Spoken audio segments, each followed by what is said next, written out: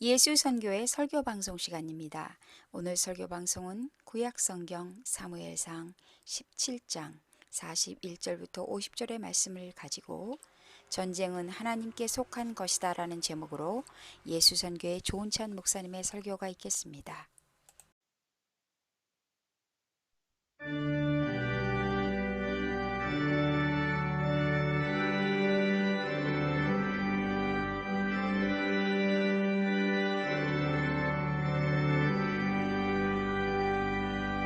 찬양 성부 성자 성령 성장이 인생에 영원 무궁하기까지 영광을 돌리세 영광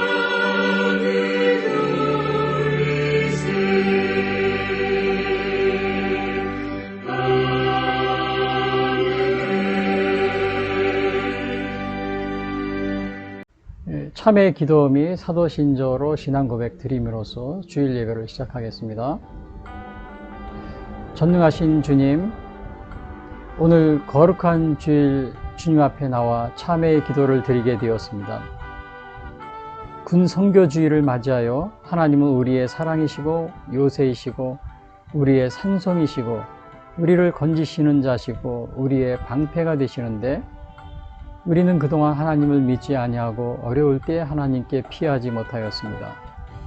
그 옛날 이스라엘 역사 속에서 블레셋의 골리앗이 이스라엘 군대에 하나님을 모독하며 싸움을 걸어왔을 때 어린 다윗은 골리앗이 하나님의 택하신 이스라엘 군대를 모독하는 것은 하나님을 모독하는 것이라 여겨 죽음을 두려워하지 않고 골리앗과 맞서기 위하여 싸움터로 나갔습니다. 더군다나 어린 다윗은 골리앗과 맞서서 싸울 때 창과 칼을 가지고 나가는 대신에 물맷돌을 가지고 나가면서도 두려워하지 않았고 하나님이 지켜주실 것이라는 믿음을 가지고 나가서 싸웠습니다. 결국 다윗은 전쟁은 하나님께 속한 것이라고 믿는 믿음 속에서 골리앗을 물리치고 싸움에 승리하게 되었습니다. 오늘 군성교주의를 맞이하면서 우리 군인들은 골리앗이 자신의 무기를 신뢰하였듯이 그동안 우리가 가진 현대식 무기와 첨단 기술이 우리 군대를 지켜줄 것이라고 믿으며 살아왔음을 고백하지 않을 수 없습니다. 전쟁은 하나님께 속한 것이라는 사실을 알지도 못한 채 군대 내에서 군인들이 신앙생활을 할 수 있도록 돕지 못하였고 오히려 그들이 신앙생활을 하려고 하는 행동을 방해한 적도 많이 있었습니다. 오늘 군대 밖의 사회에 있는 많은 교회들이 군 선교에 관심이 없을 뿐만 아니라 군인들을 위하여 기도하지도 못했습니다. 전쟁의 승패는 하나님께 있음에도 불구하고 때로는 신앙이 있는 군 지휘관조차도 군대 내에서 군 선교를 적극적으로 돕지 못하였고 수수방관하며 지내왔습니다. 오늘 군 선교주의를 맞이하여 군 선교를 소홀히 한 우리의 죄와 허물을 고백하며 참회의 기도를 드리오니 용서하여 주시옵기를 기도드리옵나이다. 범죄치 아니하는 사람이 없사오니 저희가 주께 범죄함으로 주께서 저희에게 진노하사 저희를 적국에게 붙이심에 적국이 저희를 사로잡아 땅의 원근을 물러나고 끌어간 후에 저희가 사로잡혀간 땅에서 스스로 깨닫고 그 사로잡은 자의 땅에서 돌이켜 주께 간구하기를 우리가 범죄하여 패역을 행하며 악을 지었나이다 하며 자기를 사로잡아간 적국의 땅에서 온 마음과 온 뜻으로 주께 돌아와서 주께서 그 열조에게 주신 땅과 주의 빼신 성과 내가 주의 이름을 위하여 건축한 전 있는 편을 향하여 기도하거든 주는 계신 곳 하늘에서 저희의 기도와 간구를 들으시고 저희의 일을 돌아보옵시며 주께 득제한 주의 백성을 용서하옵소서. 아멘. 네, 사도신조로 신앙 고백 드리겠습니다. 전능하사 천지를 만드신 하나님 아버지를 내가 믿사오며 그 외아들 우리 주 예수 그리스도를 믿사오니 이는 성령으로 잉태하사 동정녀 마리아에게 나시고 본디오 빌라도에게 고난을 받으사 십자가에 못 박혀 죽으시고 장사한 지 사흘 만에 죽은 자 가운데서 다시 살아나시며 하늘에 오르사 전능하신 하나님 우편에 앉아 계시다가 저려서 산 자와 죽은 자를 심판하러 오시리라. 성령을 믿사오며 거룩한 공예와 성도가 서로 교통하는 것과 죄를 사하여 주시는 것과 몸이 다시 사는 것과 영원히 사는 것을 믿사옵나이다. 아멘.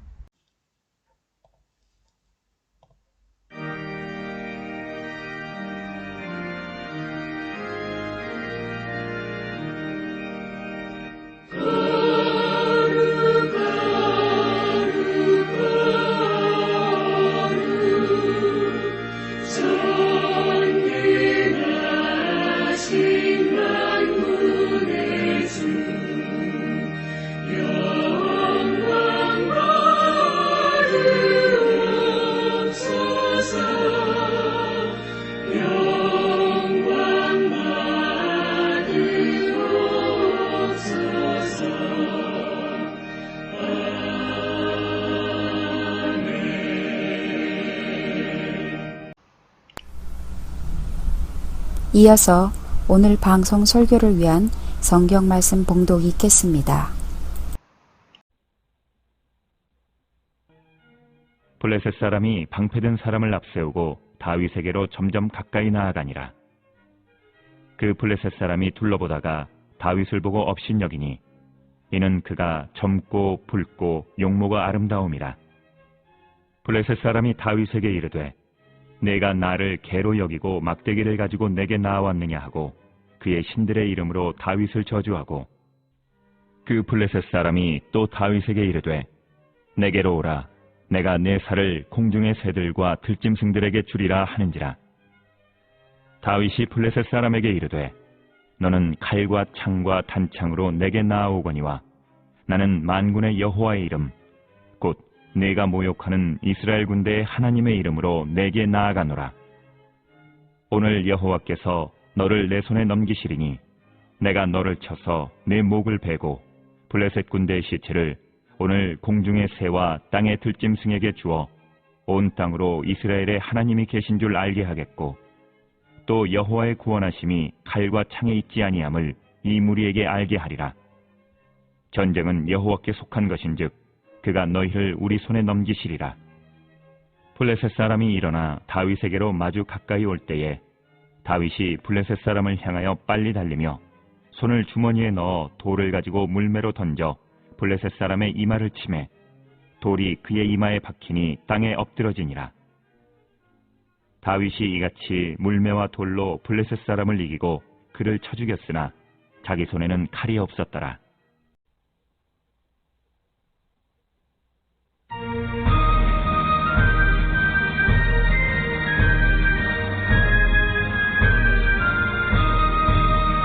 행군나팔 소리에 주의 오령 났으니 십자가의 군기를 높이 들고 나가세.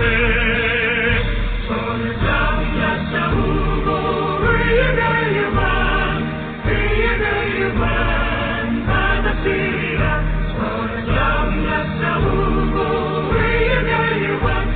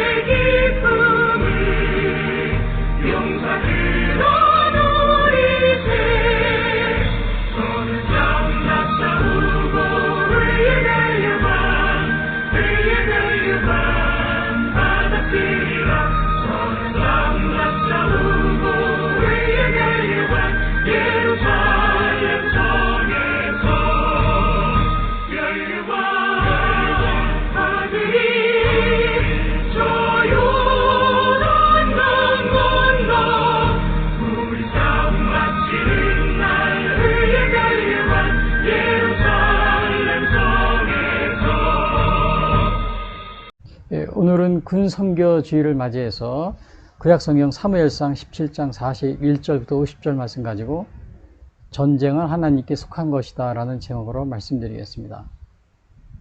먼저 그 군성교주의에 대해서 말씀드리면요, 이 각 교단마다 우리나라에는 현재 그 군성교주일이 다르게 정해져 있습니다. 감리교 같은 경우는 아마 10월 첫째 주인데, 그래서 이제 저는 이 10월 첫째 주가 10월 2일입니다. 그리고 10월 1일이 국군의 날이 토요일이고요. 그래서 저는 이렇게 한 주일을 좀 앞당겼습니다. 왜냐하면 10월 2일이 첫 주인데 그때는 국군의 날이 지나기 때문에요.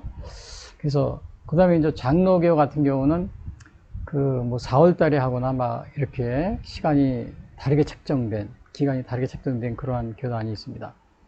그리고 우리 군성교주일이 왜 중요하냐면요, 대한민국 같은 경우는 의무병제라고 그러죠. 그 누구든지 군대를 가야 되는. 그래서 우리나라 뭐 대부분이 남자지만요, 물론 이제 여군도 있지만은 그 군대 내에서 이 신앙생활이 계속 이 연결시키면은 사회에 나와서도 이제 우리 교회에 많은 또 신자로서 활동하는 그러한 아주 징검다리 역할을 하게 됩니다. 그래서 군성교가 굉장히 중요한 가운데 있습니다. 그리고 이제 군인에게는 그 첨단 무기도 중요하지만은 이게 하나님, 믿는 신앙도 더 중요하다. 전쟁에 있어서 사실은 군인들은 전쟁을 준비하기 위해서 이렇게 훈련을 받고 또 실제로 전쟁이 나면 나가서 싸우고 그러겠는데, 이 전쟁에서 승리한다는 것이 굉장히 중요합니다. 근데 이 전쟁에 승리하기 위해서는 이 첨단 무기 뭐 이런 것도 중요하지만, 그러나 하나님을 믿는 이 신앙이 더 중요하다. 그거를 오늘 제가 이거를 좀 말씀드리려고 합니다. 그리고 우리 주변국에 뭐 중국, 일본 이렇게 있지만은, 러시아 이렇게 있지만, 우리나라 1948년 그때 이제 건국된 이래 바로 군정 목사 제도, 이거를 만드신 분이 이승만 대통령입니다. 물론 그 후에 다른 종교도 아마 군정 제도가 생긴 걸로 아는데요. 그리고 이 초기에는 이 군정이 병사였답니다. 오늘날은 군정 장교로 이렇게 가잖아요. 근데 이제 병사였는데, 그러다 보니까 이게 잘 전도하는데 어려움이 있고 해서 군정 장교로 이렇게 이제 모집을 하게 되었다고 합니다. 이거는 이승만 대통령이 이게 군정 목사 제도를 도입했다는 사실을 여러분 잊지 마시고, 그리고 일본에도 없습니다. 중국에도 없고요. 그 다음에 러시아에도 없고, 러시아는 이걸 우리나라 군목 제도를 도입한다고 이렇게 우리나라도 방문하고 그랬었는데, 지금 어떻게 하는지 모르겠습니다. 자, 그래서 이게 오늘은 이 제목이 뭐냐면, 이 군성교주의를 맞이해서 전쟁 하나님께 속한 것이다. 이 사무엘상에 관한 이 다윗과 골리앗에 관한 이야기인데요. 그리고 그러기 위해서 사무엘상이 어떠한 책인가 이걸 좀 알아보는 게 중요한 것 같아요. 그럴 필요가 있는데, 사무엘상을 보면은, 사실은 이 사무엘상에 보면은 이 사사 시대로부터 이 왕정 체대로 넘어가는 그러한 과도기적 단계에 있는 것이 바로 사무엘상입니다. 초기에 여기에는 굉장한 전투 장면이 많이 있어요. 전투 장면이 많이 있고, 대표적인 전투가 이제 블레셋과의 전투, 아벡 전투요. 3, 4장인가? 사무엘상에 나오는 아벡 전투 있고, 그 다음에 사울왕과 암몬 연합군, 암몬왕, 모압 이런 연합군하고 싸운 길앗 야베스 전투가 있고요. 여기 아마 11장인가 이렇게 나오죠. 그 다음에 믹마스 전투가 있습니다. 이거는 사울왕과 블레셋과의 전투고요. 이 믹마스 전투에서는 사울왕이 이때 정말 사무엘이 오기 전에도 막 제사를 먼저 드리고 전장에 나가기 전에 막 그래가지고 이때부터 이미 초기부터 왕이 된 나서부터 얼마 안 있다가 이렇게 사울왕이 하나님의 그러한 규례와 법도를 지키지 않고 막 나가는 이제 그러한 것이 여기 나와 있습니다. 믹마스 전투에도 보면은. 사무엘이 제사장이 올 때까지 제사를 기다려야 되는데, 사무엘이 일주일 기다리라고 그러는데, 블레셋이 막 쳐들어온다고 그래가지고는 사울왕이 그냥 자기가 제사장처럼 이렇게 해가지고는 제사를 드린 그런 것이 있습니다. 그때 이 당시에 그 사무엘 선지자 굉장히 하나님의 명을 어겼다고 그러면서 화를 내고서 이렇게 헤어진 그런 장면도 있습니다. 그리고 나서는 또 이제 길보아 전투라는 게 있어요. 이건 블레셋하고 그 사울왕 그 왕하고 전투했는데 이때 이제 사울왕과 사울왕의 두 아들이 다 전사하게 됩니다. 사울왕의 아들이 다 전사하고요. 근데 이제 이러한 그 굉장한 그 전투 장면이 이 사무엘상에 나옵니다. 이외에도 더 있습니다. 더 있지만은 제가 요 대표적인 거 네 가지. 아벡 전투, 그 다음에 길라 야베스 전투, 그 다음에 믹마스 전투, 그 다음에 길보아 전투. 이거는 여러분이 꼭 좀 기억하고 있어야 될 대표적인 전투입니다. 그래서 요거는 그 사무엘 선지자가 사무엘상은 저자인데 26장에 보면은 사무엘이 세상을 뜬 사무엘이 죽은 그런 기록이 있어요. 그럼 죽은 사람이 어떻게 책을 쓸 수 있느냐? 이러한 것이 제기되고 그래서 이것은 사무엘 선지자가 쓰기도 했었지만은 또 작자 미상이 쓴 책이기도 하다. 이렇게 이제 보고 있습니다. 그 다음에 이제 이거는 대개 이제 그 당시가 이제 기원전 930년 분열왕국 초기. 그러니까 이제 솔로몬 왕 후에 나라가 분열됐잖아요. 그러면서 이때 쓴 책이다. 그 다음에 신정체제, 이 사무엘상은 뭐예요? 신정체제. 그러니까 그 마지막 사사가 누구였냐면 사무엘입니다. 사무엘의 아들들도 사사라고 그랬는데, 사무엘이 사사라 해서 이 신정체제였죠. 다 사무엘이 뭐예요? 제사장도 되고, 왕도 되고, 그 다음에 선지자도 되고, 이런 역할을 했었는데, 이제 백성들이 그 왕을 세우게 해달라. 그래가지고는 사울이 초대왕으로 됐죠. 근데 왕정체제로 넘어갔지만 완전한 왕정체제가 아니고 신정적 왕정체제라고 합니다. 신정적. 그러니까 왕이 있었지만은 그래도 사무엘이 계속해서 이 왕을 지도하고 또 하나님의 말씀을 전하고 그 안에서 하고, 그 다음에 사울왕이 하나님의 명을 어기니까는 사울왕이 사울왕을 폐하는 것도 또 그런 과정도 나옵니다. 그리고 다윗에게 기름을 붓고요. 결국 이 신정적 왕정체제입니다. 신정적 왕정체제요. 근데 이제 이러한 신정적 왕정체제인데, 오늘날 보면은, 오늘날 그 정치가 있잖아요. 전 세계 나라 국가의 정치가 사실은 하나님께서 온 인류의 역사를 주관하고 계십니다. 근데 이 정치인들이, 대통령이나 수장들이, 정치인들이 그것을 인식하고서 하늘의 뜻을 알기 위해서 이렇게 노력을 하고 또 그러면은 그 나라를 잘 다스릴 수 있습니다. 그러나 그렇지 않은 경우는, 하나님의 뜻에 어긋나는 경우는 정말 어려움을 당하게 되는 그러한 경우를 우리가 이제 겪을 수밖에 없는 그러한 상황인데요. 그러나 지금 현재도 전 세계 나라의 모든, 하나님이 실제로 다스립니다. 전 세계 그 모든 왕 국가를. 근데 이거를 모르고 있는 겁니다.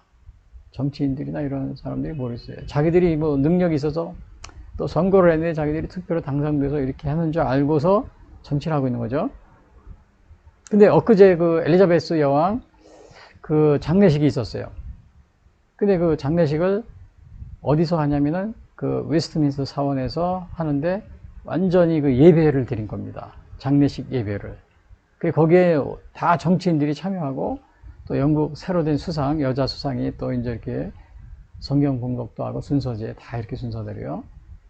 그러니까 그 영국 사회는 어떻게 보면 신정적 왕정체제는 아니었지만 신정적 자유민주주의 체제, 그거를 유지하고 있었던 겁니다. 전 세계 어느 국가에서 이렇게 정치인들이 다 참여해서 국가 행사에 이렇게 예배를 드리는 나라가 있습니까? 없습니다. 미국 같은 경우도 처음에 그 대통령 취임식 때 성경에 손 얹고 목사님이나 축도하고 그게 다죠. 그 통치 기간 중에 중요한 행사에 이렇게 정치인들이 참여해가지고 예배를 드린다? 이런 나라는 없습니다. 근데 그렇게 할 수 있도록 유지해준 게 뭐냐? 영국 왕실이었습니다. 왜냐? 영국 왕실은 여당과 야당을 이렇게 좀 초월해 있잖아요. 초월해 있으면서 또 오로지 그 하나님의 하나님의 그 교회 예배 중심, 또 하나님의 말씀 중심, 이것으로서 기독교 신앙으로서 그 영국 왕실을 유지하면서 행사했을 때는 뭐 영국의 여야 정치인들이 다 참여하고 이번같이 엘리자베스 여왕 장례식 때는 전 세계 종교가 다른 그 정치인들까지도 다 참여하게 하는 이러한 놀라운. 그래서 제가 그 엘리자베스 여왕 엊그제 며칠 전에요 그 장례식을 보면서 이야 대단하다 제가 그랬어요. 물론 영국에 그거 보니까는 전 세계 14개의 영영방이 있다고 그러더라고요. 영국이 이렇게 정말 이 강력한 그러한 그 나라가 될 수 있었던 것은 바로 하나님을, 물론 이제 영국의 역사를 보면 식민지를 남의 나라를 침략하고 뭐 이렇게 해서 그 아주 옳지 못한 좋지 않은 행동도 많이 했어요. 그러나 그런 가운데서 이렇게 정말 신앙을 유지하고 이렇게 하나님 중심으로 이렇게 예배하면서 그러한 국가였기 때문에 전 세계 해가 지지 않는 나라로 지금도 14개 영영방이 있다고 그랬잖아요. 그게 우연이 아닙니다. 우연이 아니에요. 여기 사무엘서를 보면은 하나님께서 나를 존귀히 여기는 자를 내가 존귀히 여기고 나를 경휼히 여기는 자, 업심 여기는 자를 하나님이 경휼히 여김을 받게 된다. 이러한 것이 사무엘상에 나오잖아요. 바로 그겁니다. 한번 비교해 보세요. 영국의 여왕하고 그 다음에 또 뭐 왕의 제도를 갖고 있는 나라가 많이 있잖아요. 뭐 태국, 뭐 일본, 아직도 왕이 있잖아요. 비교해 보세요. 영국 여왕 같이 여러분 이러한 그 높임을 받은 그러한 나라는 아마 없을 겁니다. 이것은 신정적 자유민주주의. 그러니까 자유민주주의를 하는데도 신정적 자유민주주의. 물론 국민이 투표하고 그랬어요. 그러나 그 엘리자베스 여왕 그 장례식에서 보듯이 이렇게 그 하나님 또 신앙 믿음 중심으로 이렇게 같이 이렇게 모일 수 있는 이러한 체제, 신정적 자유민주주의 체제. 오늘날 이 신정적 자유민주주의 체제가 아마 오늘 전 세계 모든 국가들이 이렇게 아마 하는 것이 좋겠지만 다 종교가 다르고 또 그러기 때문에 사상이 다르고 막 그렇게 하기 때문에 오늘날 그렇게 못하고 있는 것이죠. 그러나 하나님은 우리의 인류의 역사, 각 나라와 국가를 다 주관하고 계신 겁니다. 주관하고 계셔요. 그래서 하나님이 이 세상 역사의 주관자이심을 사무엘상을 나타내고 있어요. 왜냐? 그 주위의 나라들 흥망성쇠, 물론 이제 이게 후기에 가서도 뭐 에스겔, 이사야, 에레미야 다 마찬가지예요. 그 주위의 나라의 그 역사를 다 하나님이 주관하고 있다는 것을 우리가 알 수 있어요. 그리고 여기서는 사무엘상에서 인본주의적 사울왕과 신본주의적 다윗왕을 이렇게 비교하고 있는 이러한 장면이 여기 나타나 있습니다. 그래서 오늘 이 군선교주의를 맞이해서 전쟁은 하나님께 속한 것이다. 그래서 그 군인들에게 신앙을 일깨워주는 것이 또 군인 선교를 하는 것이 얼마나 중요한 것인지를 그걸 오늘 제가 말씀드리려고 하는 겁니다. 그래서 오늘은 제가 이 사무엘상 17장에 나와 있는 다윗과 골리앗의 이 싸움을 통해서 전쟁을 통해서 블레셋과의 전쟁을 통해서 이 전쟁은 하나님께 속한 것이고 그 다음에 군대 내에서 군인들의 이 신앙, 믿음이 얼마나 중요한 것인가. 그래서 이 군선교가 정말 이 승리에 있어서 전쟁, 뭐 군인은 사실 어떻게 보면 전쟁을 준비하기 위해서 이렇게 모집한 그러한 집단입니다.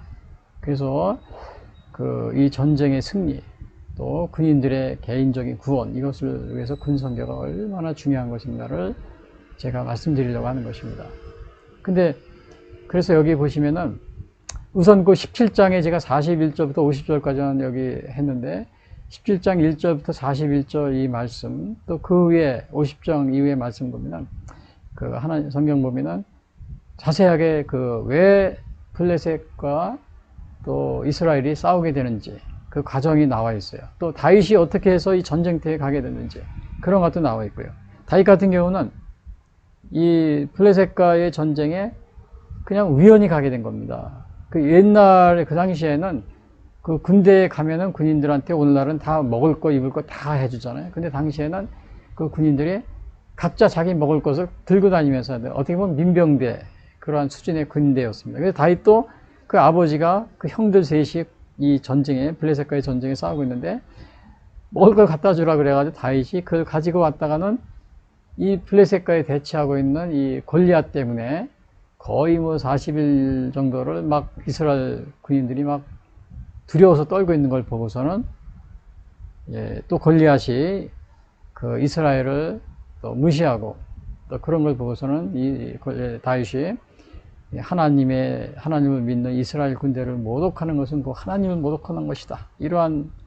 그러한 것을 이렇게 정말 다윗이 분개해서 골리앗과 싸우는 그것이 이제 17장 그 앞부분에 나와 있습니다.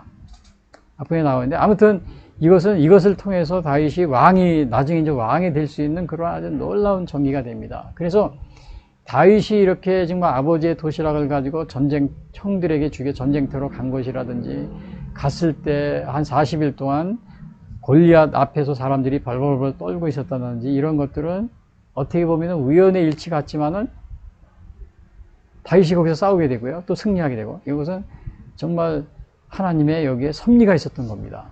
섭리가 있었어요. 그래서 오늘 여기 첫 번째 보시면은 자, 골리앗은 다윗을 비난하며 접근하기 시작했어요. 이제 앞에 부분에서 막 비난하고 막 그랬다고 그랬죠. 그래서 이거를 그 41절부터 44절 보면은 제가 읽어드릴게요. 블레셋 사람이 방패든 사람을 앞세우고 다윗에게로 점점 가까이 나아가니라. 그 블레셋 사람이 둘러보다가 다윗을 보고 업심여기니 이는 그가 젊고 붉고 용모가 아름다움이라. 자, 업심여겼다고 그랬어요. 이게 블레셋 사람이 골리앗입니다. 블레셋 사람 골리앗이 다윗에게 이르되 내가 나를 개로 여기고 막대기를 가지고 내게 나왔느냐 하고 그의 신들의 이름으로 다윗을 저주하고 또 그 블레셋 사람 골리앗입니다. 골리앗이 또 다윗에게 이르되 내게로 오라 내가 네 살을 공중의 새들과 들짐승에게 주리라 하느니라. 그러니까 지금 여기 41절부터 44절 장면은 이 블레셋 사람 골리앗이 다윗을 비난하는 겁니다. 비난하면서 막 지금 앞으로 나오는 장면이에요. 이 앞에 부분은 어떤 부분이 있었냐면 이제 골리앗이 이스라엘 군대를 막 위협하니까 다윗이 사울왕한테 허락을 받습니다. 사울왕이 투구도 주고 갑옷도 주고 그래. 근데 다윗이 입어봤는데 너무 커요. 그러니까 다 벗어버리고 뭐 하나 가지고 났냐면은 이 물맷돌 이렇게 물맷돌하고 돌 5개. 그 물맷돌이라는 건 뭐냐면요. 제가 어렸을 때 저도 시골에 자라면서 그걸 써본 적이 있어요. 이렇게 끈에다 매가지고 끝에 그 돌을 받친 게 있습니다. 그래서 막 돌리다가 한쪽 끈을 놓으면은 그 돌이 날아가서 그게 이제 이렇게 목표물을 이렇게 타격하는 거죠. 근데요, 저도 그걸 여러 번 해보고 이렇게 어릴 때 이렇게 해봤는데 그거 많이 연습하면요 정확하게 정말 놀랄 정도로 정확하게 맞힐 수가 있게 됩니다. 근데 그 돌에 맞으면은요 그 굉장한 아마 타격을 입게 됩니다.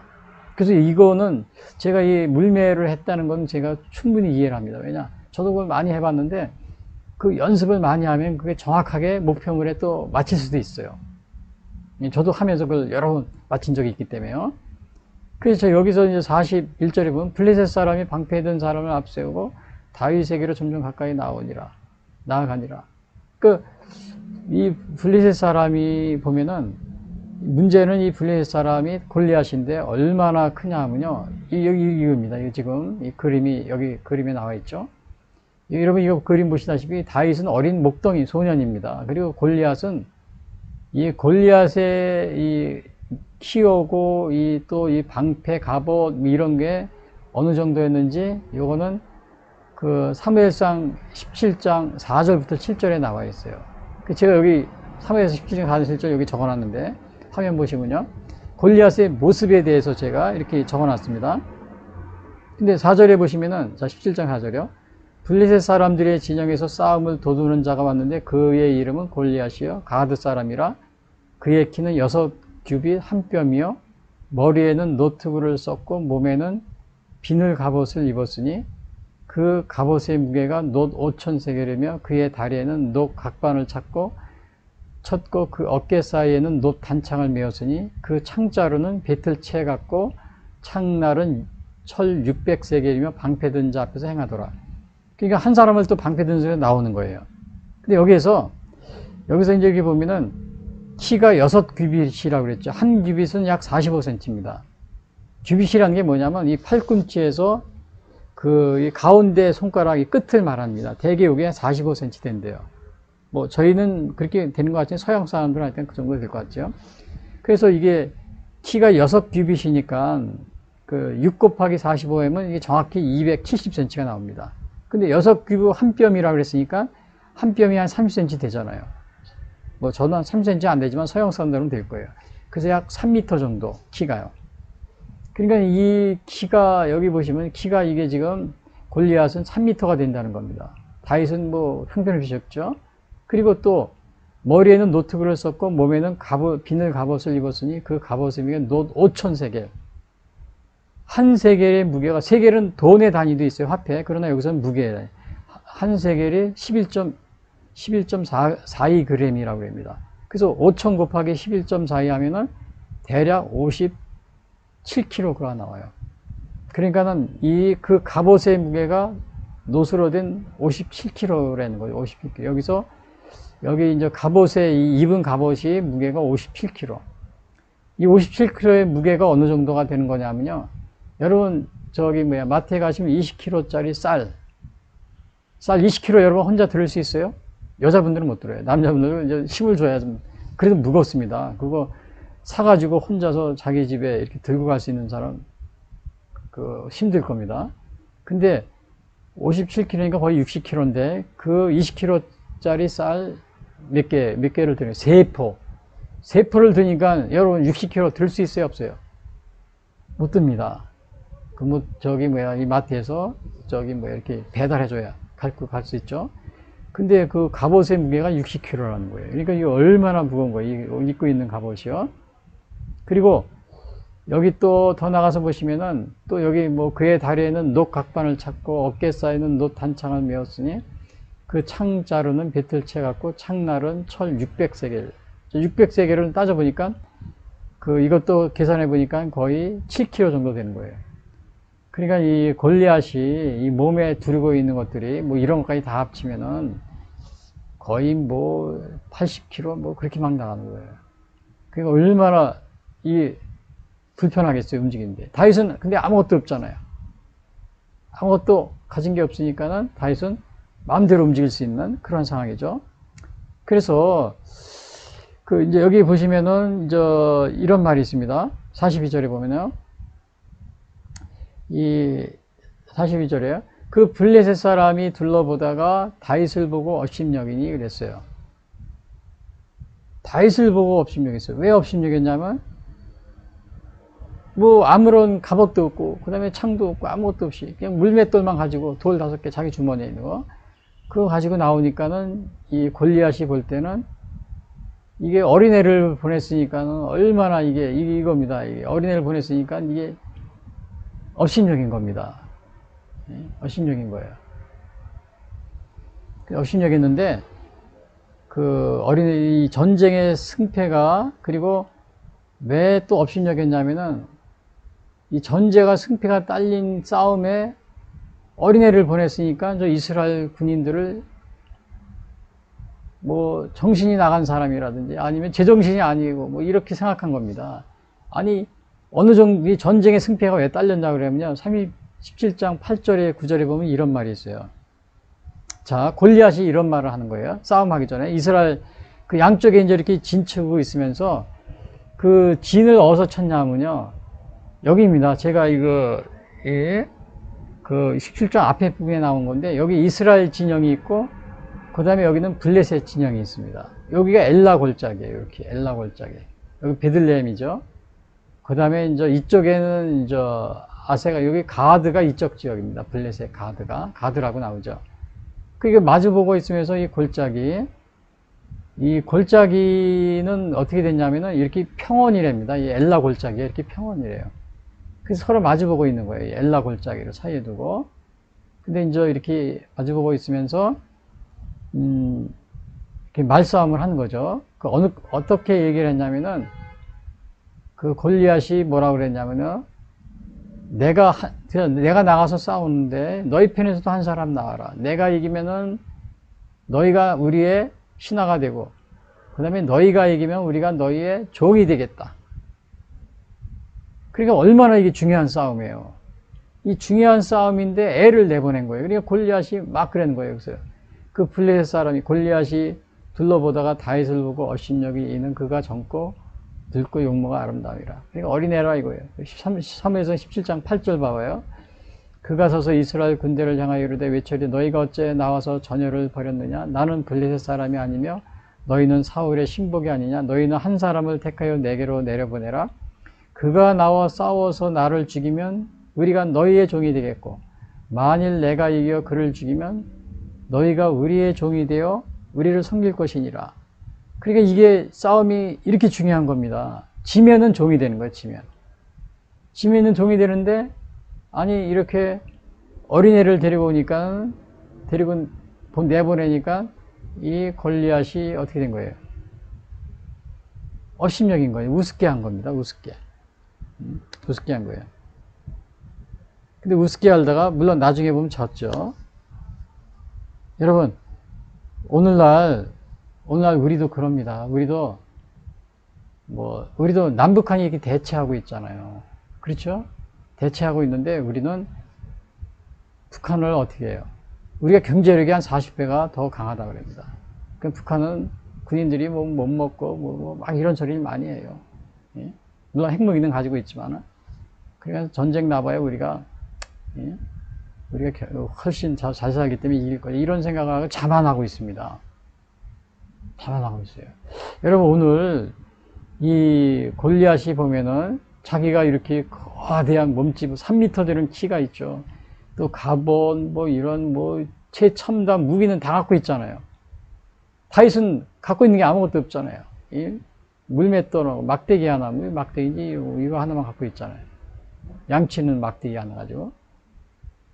그러니까 이렇게 하니까 골리앗 입장에서는 다윗을 업신여기 우습게 하는 거죠. 여러분 오늘날도 우리나라가 경제력이 북한보다 세고 그러니까 저 북한은 그냥 군인들도 다 굶고 있고 신발도 못 신고 제대로 먹지도 못해. 이렇게 업신여기 깔보고 있다가는 우리가 당할 수가 있어요. 그래서 항상 긴장하고 있어야 됩니다. 너무 자만하지 말고. 그 대표적인 예가 어디예요? 베트남이 그랬잖아요. 월남전 때.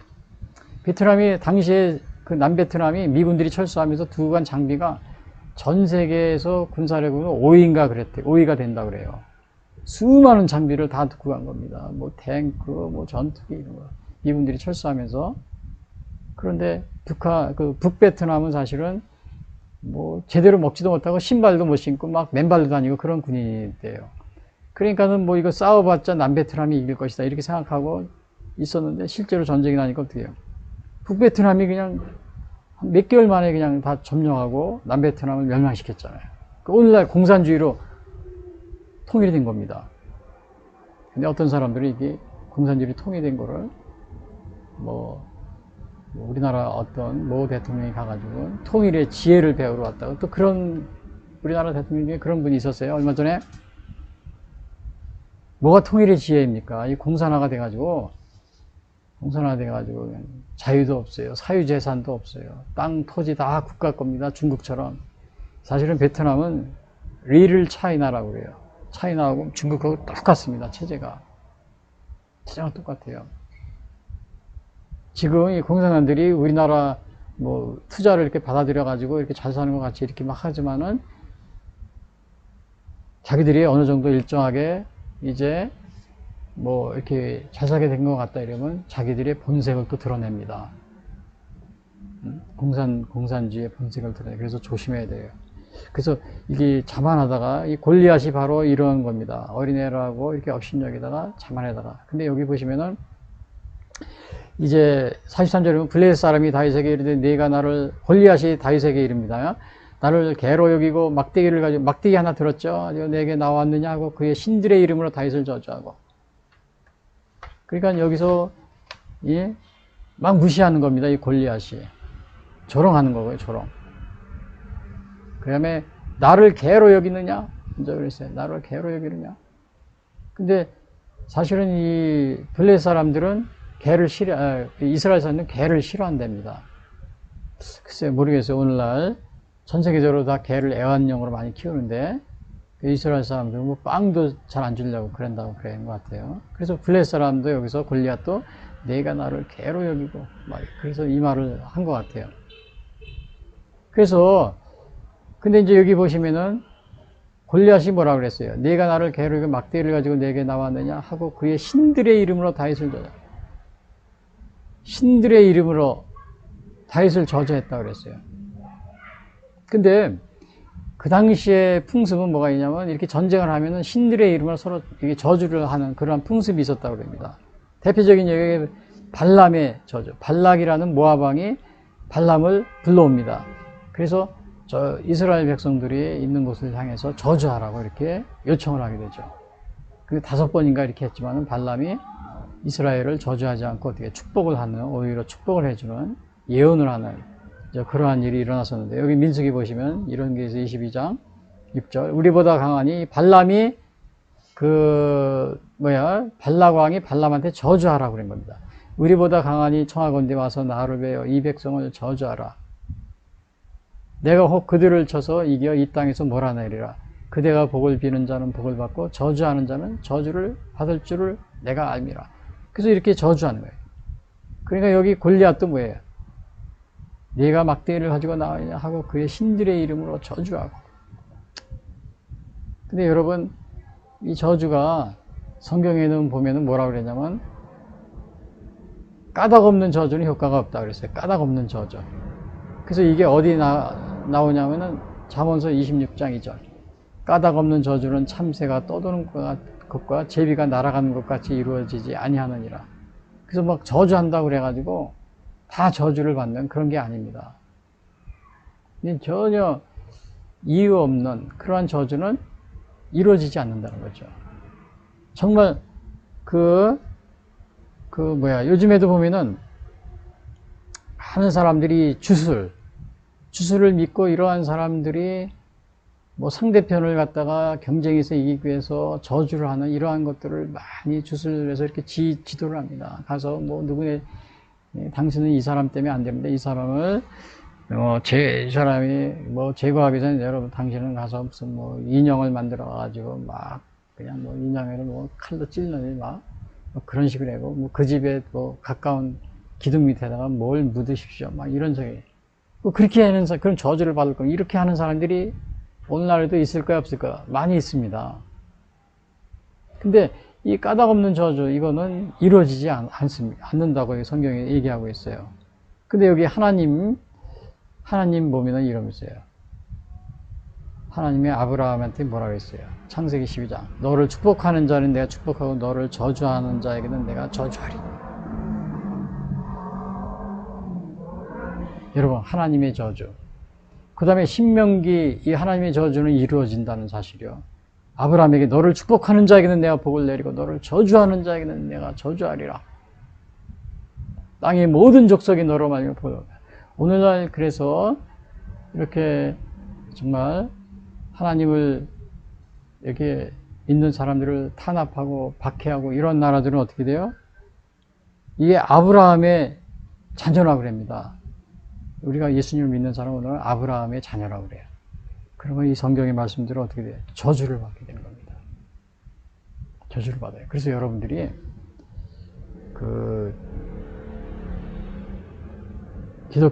기독교인들을 박해하거나 또 교회를 핍박하거나 여러분 그러지 마시기 바랍니다.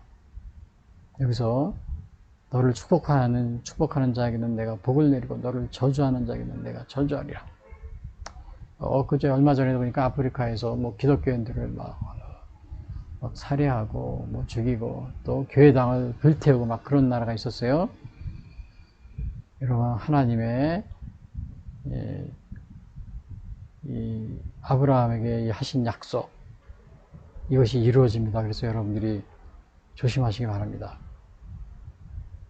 우리 북한 같은 경우는 아예 기독교를 그냥 말살시키고 그러죠.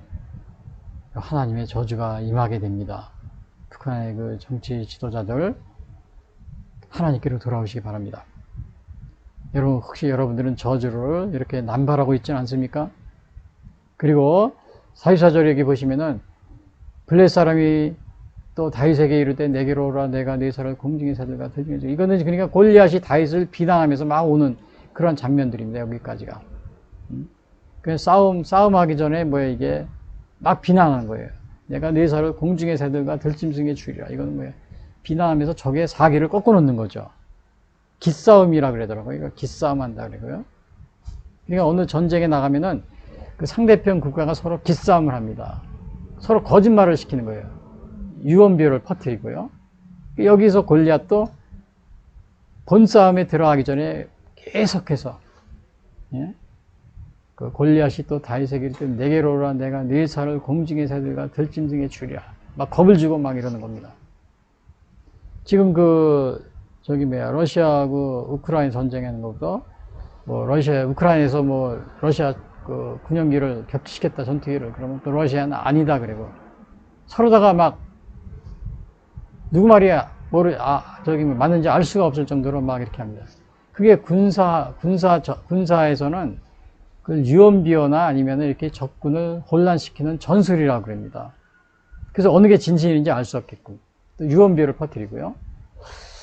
그래서 그러한 것이 있는데 오늘날 보면은 이 기싸움 이거 우리나라도 보면 여당과 야당 정치에서 기싸움을 많이 하는데 물론 이제 국내 정치에서는 좀 그렇다 하더라도 그 대외적인 정책에 있어서는 국익을 위해서는 여러분 여당과 야당이 힘을 합쳐야 됩니다. 합쳐야 되는데 초당적으로 단결하는 거죠. 국익을 위해서.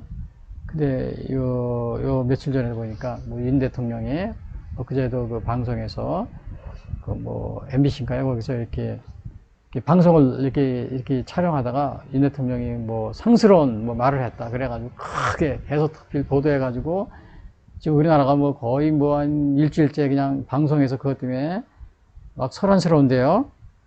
근데 만약에 내용을 보니까 바이든 대통령을 욕했다, 미국 국회를 욕했다, 심지어는 이렇게 우리나라 이렇게 상스러운 욕 있잖아요. 그런 걸 했다. 이런 식으로 방역을 하는데 그게 이제 미국이나 이렇게 외국에 전해지면 어떻게 되겠어요? 우리나라 국익을 해쳐야 됩니다. 그래서 이러한 것에 대해서는 여야가 우리나라 국익을 해치는 이러한 것에 대해서는 좀 서로 기싸움을 하더라도 자제를 해야 됩니다. 자제. 그냥 마구잡이로 막 하는 겁니다. 이거 지금 MBC나 KBS 또 SBS 편파 방송을 하는 겁니다. 편파 방송을 고의적으로. 실제로는 나중에 알고 보니까 그게 사실이 아니었대요. 일부러 왜냐하면은 그러한 일정한 특징이 있습니다. 우리나라는 여론이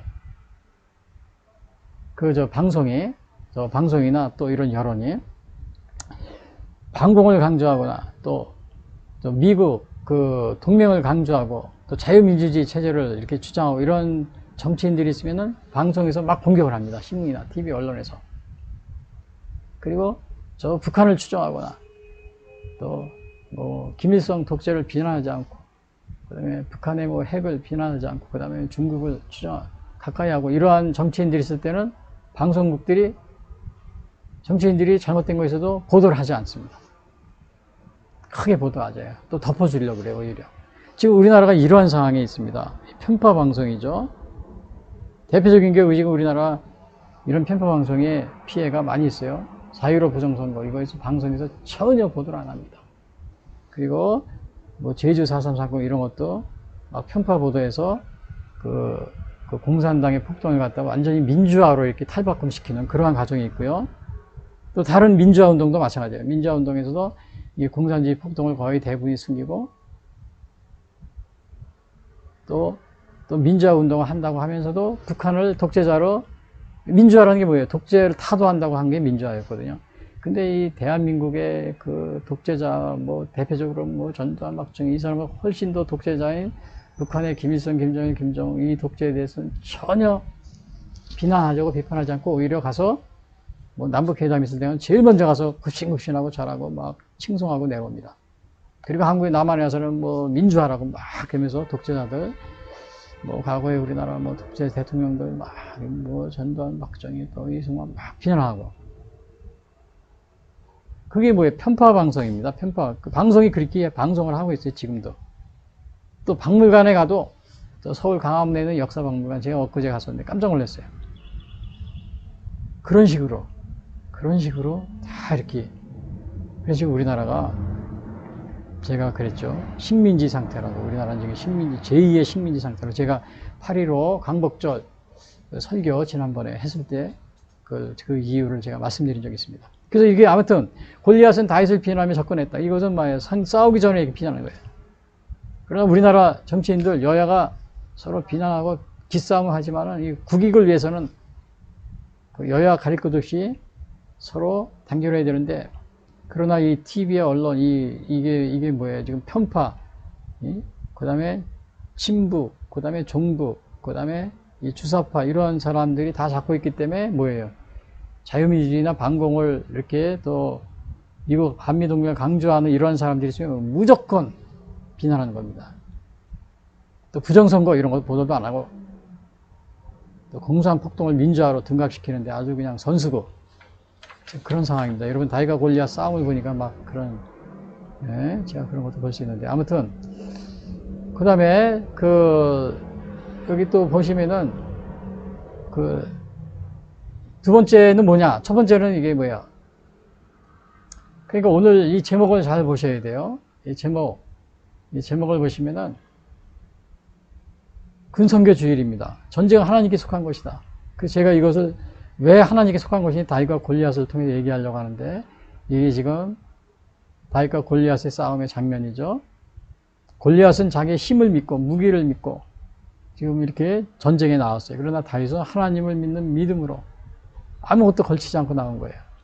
이 두 진영이, 여기 이스라엘 진영, 여기가 블레셋 진영, 여기 엘라 골짜기를 사이에 두고 지금 전투를 하는데 40일이 넘었습니다. 그래서 다윗이 여기서 형들한테 먹을 걸 갖다 주러 여기 왔다가는 이 골리앗이 이스라엘을 하나님을 무시하는 걸 보고서 다윗이 직접 나가서 싸우는 겁니다. 사울 왕의 허락을 받고. 엘라 골짜기는 여기 이렇게 생겼다고 그랬죠. 그래서 이 첫 번째가 근데 뭐예요? 골리앗은 다윗을 이제 비난하면서 막 다가오는 겁니다. 비난. 근데 이제 두 번째는 뭐냐면, 하도 비난하니까 다윗이 참다 못다가 뭐라고 그랬냐면은, 거기서 다윗이 이런 얘기입니다. 다윗은 전쟁은 여호와께 속한 것이다. 전쟁은 여호와께 속한 것이라는 믿음으로 골리앗에게 응답하다. 이 두 번째 이야기가 그거예요. 전쟁은 여호와께 속한 거예요. 그러니까 골리앗 내가 아무리 키가 크고 3m나 되고 그 다음에 이 무기를 가지고 있고 갑옷을 입고 그랬어도 힘도 세고 그렇지만은 이 지고 이기는 것은 전쟁은 하나님께 있는 것이다. 그래서 그게 45절, 47절에 그게 나와 있습니다. 제가 읽어드릴게요. 다윗이 블레셋 사람에게 이르되 너는 칼과 창과 단창으로 내게 나오거니와 나는 만군의 여호와의 이름 그 네가 모욕하는 이스라엘 군대 하나님의 이름으로 내게 나아가노라. 오늘 여호와께서 너를 내 손에 넘기시리니 내가 너를 쳐서 내 목을 베고 블레셋 군대의 시체를 오늘 공중에 세워 땅에 들짐승에게 주어 온 땅으로 이스라엘의 하나님이 계신 줄 알게 하겠고 또 여호와의 구원하심이 창과 칼과 창에 있지 아니함을 이 무리에게 알게 하리라.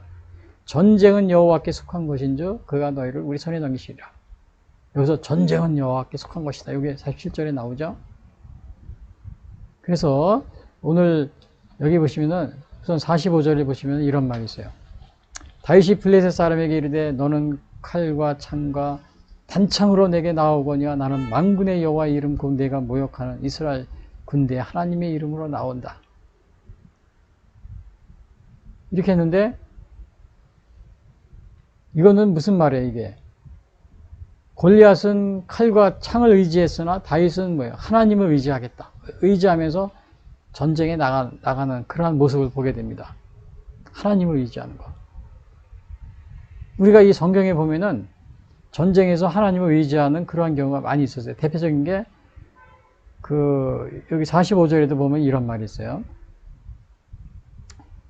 시편 나는 만군의 여호와의 이름으로 하나님의 이름으로 나가는 경우. 시편 118편에 보면 이거 다윗의 시인가 그래요. 여기서도 보면 다윗이 뭐라고 그러냐면 여호와께 피하는 것이 사람을 신뢰하는 것보다 나으며 여호와께 피하는 것이 고관들을 신뢰하는 것보다 낫도다. 그러니까 사람을 신뢰하는 것, 또 높은 사람을 신뢰하는 것보다 하나님께 피하는 게 더 낫다. 그 다음에 문나라가 나를 에워쌌으니 내가 여호와의 이름으로 그들을 끊으리로다. 그들이 나를 에워쌌으니 내가 여호와의 이름으로 그들을 끊으리로다. 그들이 벌들처럼 나를 에워쌌으나 가시덤불의 불같이 다 없어졌나니 내가 여호와의 이름으로 그들을 끊으리로다.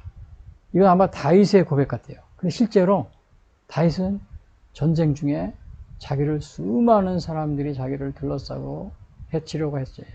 전 싸움을 걸어왔지만 다윗이 거의 다 승리했습니다.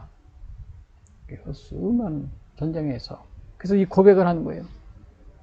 내가 여호와의 이름으로 그들을 끊으리로다. 내가 여호와의 이름으로 그들을, 그러니까 내가 여호와의 이름으로 승리하리라, 이런 뜻이에요. 오늘 다윗이 그런 고백을 하고 있는 겁니다. 그리고 실제로는 우리가 그 로마서 8장 31절도 그러잖아요. 시편 20편 7절 이런 말이 있어요. 어떤 사람은 병거, 어떤 사람은 말을 의지하나 우리는 여호와 우리 하나님의 이름을 자랑하리로다. 시편 20편 7절. 또 로마서 8장 31절. 그런즉 이 일에 대해 우리가 무슨 말하리요? 만약 하나님이 우리를 위하시면 누가 우리를 대적하리요? 그래서 하나님이 우리와 함께하면 우리를 이길 사람이 없다 이거예요. 그래서 다윗은 이것을 알았기 때문에 전쟁은 뭐라 그랬어요? 전쟁은 여호와께 속한 것이다. 나는 여호와의 이름, 그 내가 모욕하는 이스라엘 군대 하나님의 이름으로 내게 나아간다. 하나님의 이름으로 내게 나간다. 실제로 다윗은 그런 많은 승리를 했었고요. 그래서 여기서 골리앗이 이스라엘에 대한 모욕이 다윗은 어떻게 하나님에 대한 모욕으로 이렇게 받아들이고 있습니다. 하나님의 모욕. 근데 이렇게 전쟁하면서 하나님을 모독한 것이 성경에도 또 예가 있어요. 아수르가 쳐들어왔을 때 그 군대 장관 사네립의 그 랍사게가 이제 막 비난하는 그런 경우가 있었습니다. 그래서 랍사게가 그 당시에 히스기야 왕인가 그랬죠. 성문 앞에 서가지고는 너희들 항복하라. 항복하면 살려준다. 그래서 뭐라고 그랬냐면 하나님을 의지하는 건 헛된 것이야. 그 다음에 너희들 우리 아수르 왕하고 싸우려고 하는데 아수르 왕을 당할 사람이 아무도 없어. 그리고 히스기야 왕 너희들이 믿고서 우리하고 싸우려고 하는데 히스기야 왕을 믿지 마라. 미혹되지 마라. 막 그렇게 이제 막 얘기합니다. 근데 나중에 결과적으로 어떻게 됐어요? 아수르가 패퇴하고 결국 사네립은 자기 고국으로 돌아가서는 자기 아들인가 이렇게 암살을 당하게 됩니다. 이미 그거에 대해서 히스기야에게 이미 선지자가 와가지고 그렇게 될 것이라고 가르쳐 줍니다. 이거는 뭐예요? 하나님의 이름으로 전쟁을 할 때 하나님을 의지하는. 다윗이 바로 이렇게 하나님을 의지하고 있는 겁니다. 다윗이. 하나님을 의지하는 거예요. 근데 오늘날 그 하나님의 이름으로 나아간다. 이게 여기 시편에서 나와 있죠. 근데 이제 오늘날 보면은 그 제가 최근에 보면 왜 그 마약이라는 어느 영화를 만드는 게 TV에도 나오고 신문에 나오고 그랬는데 여기에 보니까 이거 기독교를 비하하는 그런 내용이 있더라고요. 그 어느 뭐 사이비 목사가 뭐 이렇게 좀 마약을 이렇게 마약 이런 거를 하는 그러한 것으로 되어 있는데 실제로는 그래서 이제 목사님들 뭐 그 영화를 보진 않았지만 그 목사님들이 뭐 이렇게 그냥 또 기도라든지 이런 거를 거의 모독하는 이러한 장면이 많이 있다고 그럽니다. 물론 이단 뭐 교주를 앞세워서 뭐 그렇게 한다고 하지만은 그 기독교인의 그 신앙 예배의 그런 형태를 이렇게 많이 모독하는 그러한 것이 있다고 그럽니다. 여러분 이거요, 이런 거 사실은 이슬람 같았으면 그런 영화 감독이나 또 영화 주연 배우들은 이미 아마 죽었을지도 모릅니다. 살해당하고 이슬람교인들은 막 죽이고 그래요. 막 살해하고. 우리 기독교인이니까 여러분이 그런 영화를 만들어도 그냥 넘어가고 있는데, 그러나 이제 이렇게 하나님의 이름을 모독하고 그러면은 저주를 받게 됩니다. 저주. 저주를 받게 돼요. 아까 앞에서도 제가 말씀드렸지만은, 그래서 혹시 여러분 배우들, 유명한 배우들이 그러한 감독으로부터 그런 영화의 뭐 배우를 주연으로 해달라, 또 이렇게 그렇게 요청이 오면은 여러분 거절하세요. 그런데 나는 그런, 예? 하나님을 모독하는, 또 기독교 예배를 모독하는, 아무리 영화지만은 내 그런 데는 응할 수 없다. 그래 거절하시는 게 아마 좋을 것 같습니다. 무슨 옛날에 그 국제시장 그 주연 배우로 나왔던 그 황모 배우였는데, 그래서 제가 그런 걸 보고, 여기 보면은 이 다윗 같은 경우는 하나님을 믿는 믿음, 이것으로 골리앗을 이기잖아요. 근데 하나님을 비웃는 이 골리앗은 결국은 죽게 됩니다. 여러분들이 이렇게 하나님을 비난하고 비웃고 모독하고, 다윗이 나가서 싸운 이유도 뭐예요? 모독했기 때문에. 여기서 뭐라고 그랬어요? 45절. 나는 만군의 여호와 이름 곧 내가 모욕하는 이스라엘 군대 하나님을, 모욕하는 것을 다윗이 보고, 야, 이거 하나님 모욕하는 거구나. 그래서 그냥 나가서 싸운 겁니다. 나는 만군의 여호와 이름 곧 나아간다. 그래서 여러분, 하나님을 모욕하는 그러한 일을 삼가하시고, 특히 영화배우 같은 경우는 그렇게 하나님을 모욕하는 그러한 것에 뭐 연기를 해달라 그러면 거절하세요. 그런데 같이 참여하지 마시고, 제가 보니까 물론 사이비 종교 뭐 이렇게 해서 하고 있지만은, 그러나 거기에 내용을 제가 이렇게 중간중간 이렇게 들어보니까 뭐 기독교 예배 자체를 모욕하는, 결국은 그러한 것이 되는 그런 것이 많이 있습니다. 그리고 전에 나온 이번에 또 상을 뭐 받았다고 그랬는데, 오징어 게임인가, 거기서도 보면 기독교를 모독하는 그러한 장면들이 중간중간에 나오고요. 여기 골리앗 보세요. 골리앗이 모욕했잖아요. 나는 만군의 여호와 이름 곧 내가 모욕하는. 여러분, 모욕하면은 언젠가는 하나님의 저주를 받게 됩니다. 그런데 같이 참여하지 마세요. 그래서 다윗은 그러니까 전쟁은 여호와께 속한 것이 믿음으로 골리앗에 응답한 거예요. 46절에도 계속 그 얘기입니다. 46절. 오늘 여호와께서 너를 내 손에 넘기시리니 내가 너를 쳐서 네 목을 베고 블레셋 군대의 시체로 오늘 공중에 새와 땅의 들짐승에게 주어 온 땅으로 이스라엘의 하나님이 계신 줄 알게 하고.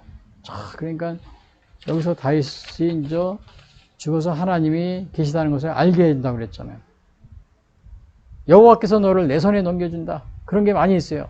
내 손에, 이거는 전쟁에 이미 나가기 전에 승리한다, 이러한 확신을 가지고 있는 거예요. 많이 있습니다. 여호수아 8장 6장 2절.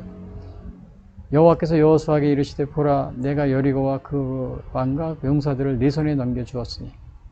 이미 넘겨주었다 그랬어요. 싸우지도 않은데, 여리고성은. 그 다음에 아이성도 마찬가지예요. 여호수아 8장 1절. 여호와께서 여호수아에게 이르시되 두려워하지 말라, 놀라지 말라, 군사를 다 거느리고 일어나 아이로 올라가라. 보라 내가 아이 왕과 그의 백성과 그의 성읍과 그의 땅을 네 손에 넘겨주리. 이 싸우기 전에도 이미 넘겨줬다. 하나님의 이러한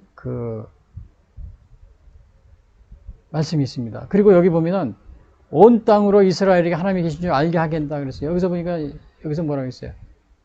온 땅으로 이스라엘에 하나님이 계신 줄 알게 하겠고 그랬죠? 이거 어디서 우리가 알 수 있어요?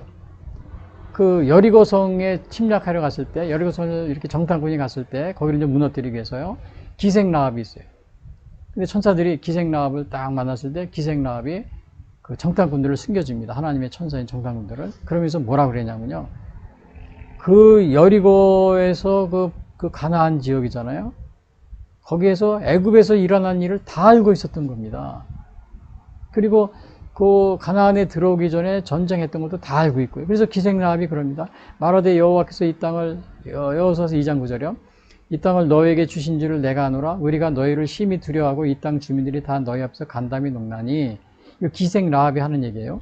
이는 너희가 애굽에서 나올 때 여호와께서 너희 앞에서 홍해 물을 마르게 하신 일과 너희가 요당 저쪽에 있는 아모리 사람의 두 왕 시온과 옥에게 행한 일, 곧 그들을 전멸시킨 일 우리가 들었습니다.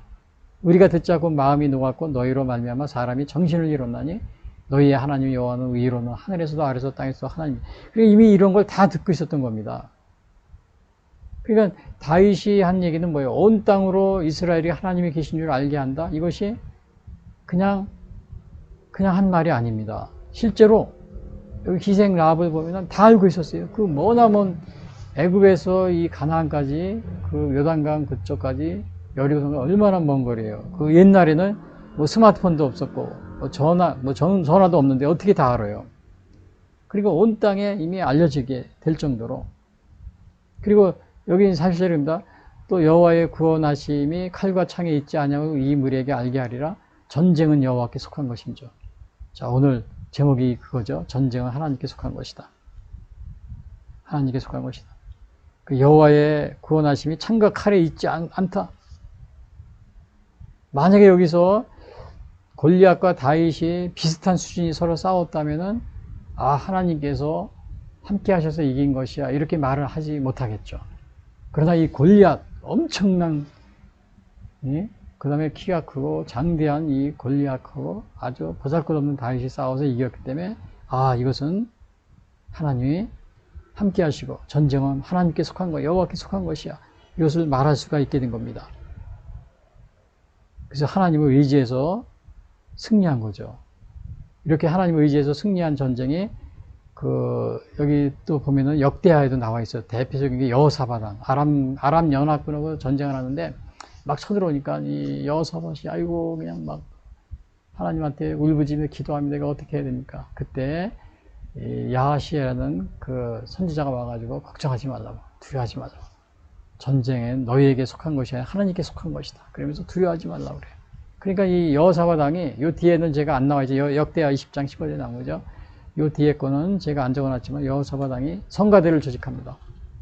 조직해서 전쟁터 앞에서 맨 앞에서 이 성가대를 앞세우고서 전쟁을 합니다. 그러니까 이 성가대에 찬양하면서 전쟁을 하는데 이 암몬 연합군들이 자기들끼리 막 싸우다가 그냥 이렇게 대패하고 도망을 가버렸습니다.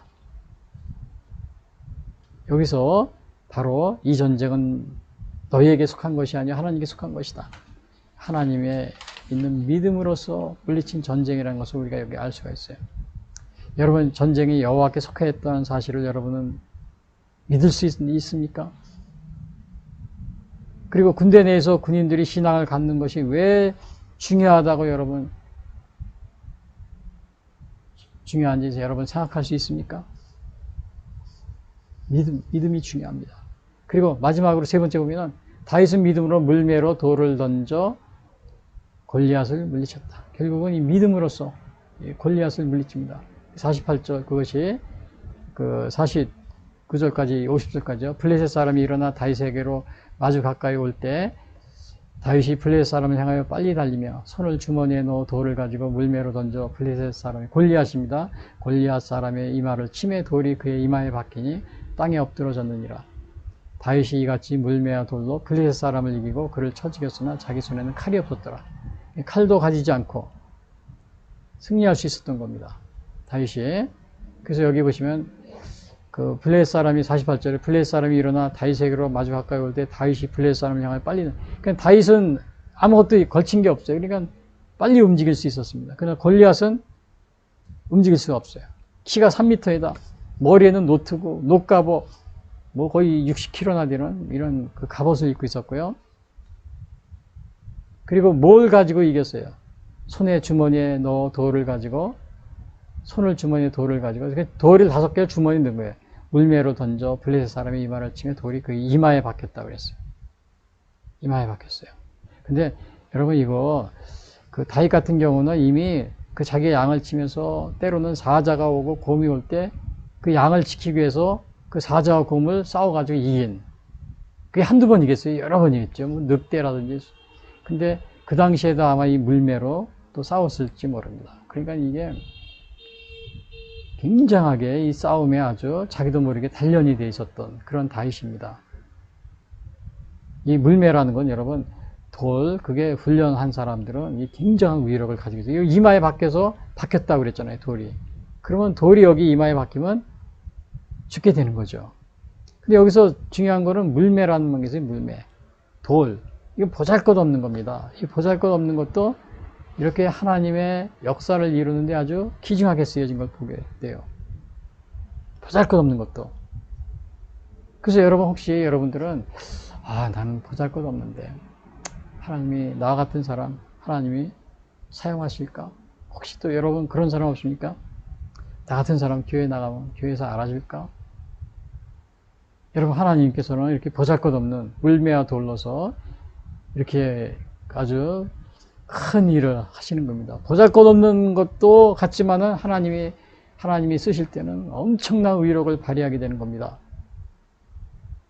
그래서 사도 바울도 그럽니다. 고린도전서 15장 9절에 사도 바울이 뭐라 했냐면은 나는 사도 중에 지극히 작은 자라 나는 하나님의 교회를 박해하였으므로 사도로 칭함받기를 감당하지 못할 자니라. 자기는 아주 작은 자라고 그럽니다. 보잘것없는 사람이다. 근데 하나님이 쓰셨어요. 크게 쓰셨죠. 크게 썼습니다. 다윗은 칼과 창으로 이긴 것이 아니고 뭐예요? 하나님의 능력으로 이기는데 그때 사용된 게 뭐예요? 물매, 돌, 보잘것없는 거. 보잘것없는 걸로 이기게 됩니다.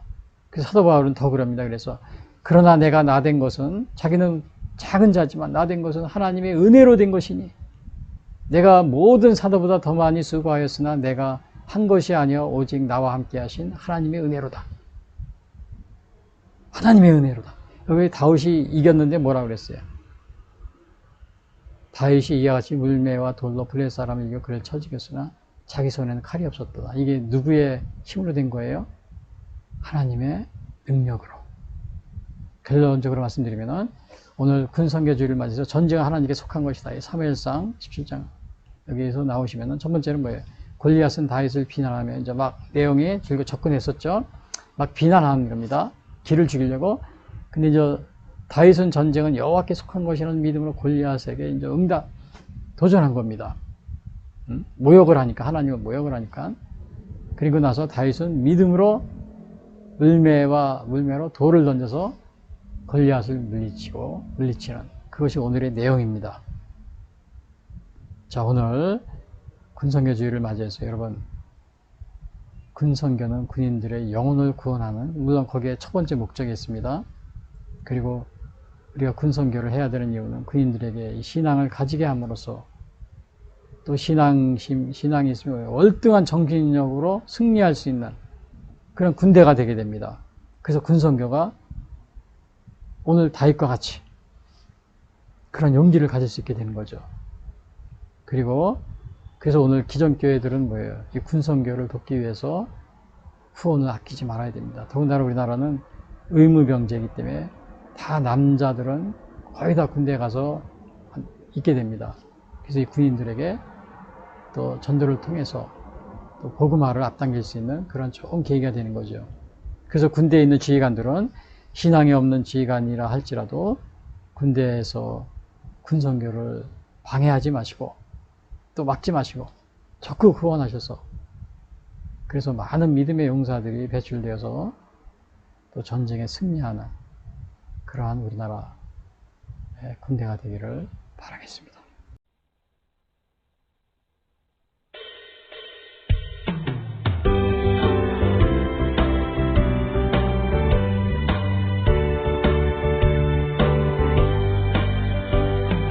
우리들이 싸울 것은 별이 아니요 우리들이 싸울 것은 육체 아니요 마귀 권세 맞서 싸워 깨쳐버리고 죽을 영혼 살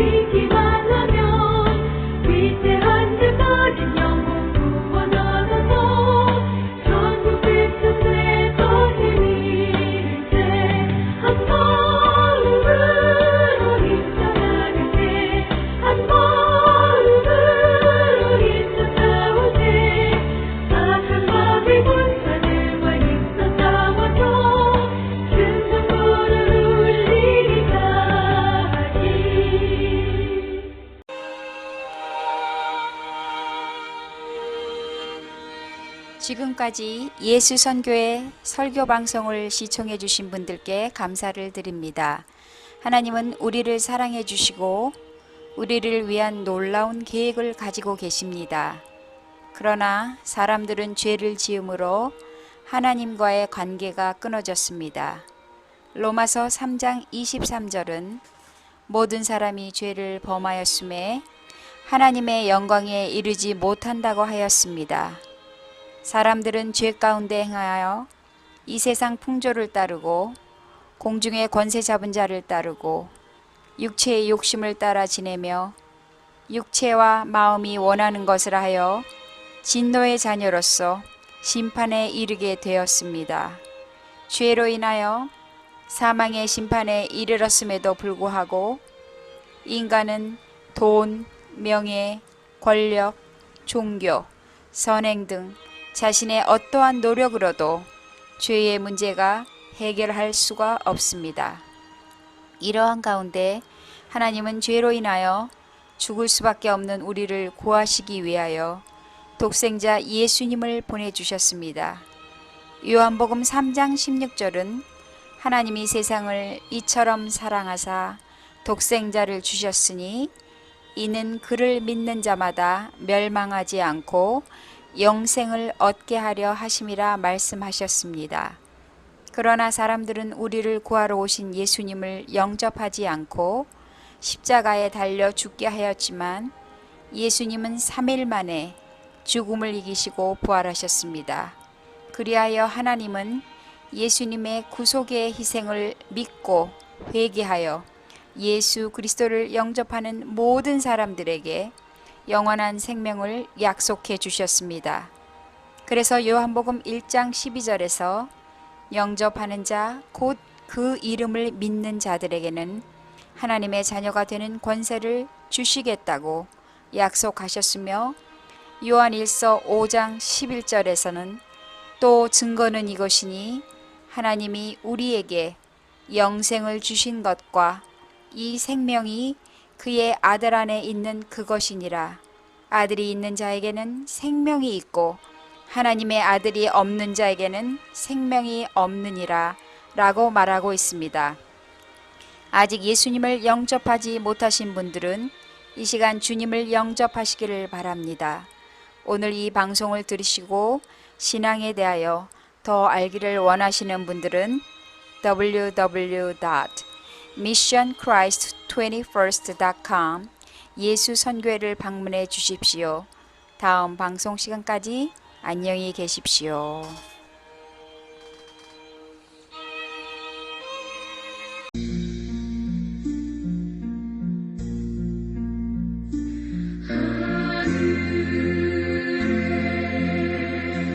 계신 아버지 이름 거룩하사 주님 나라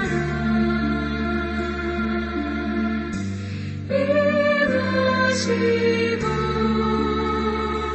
뜻이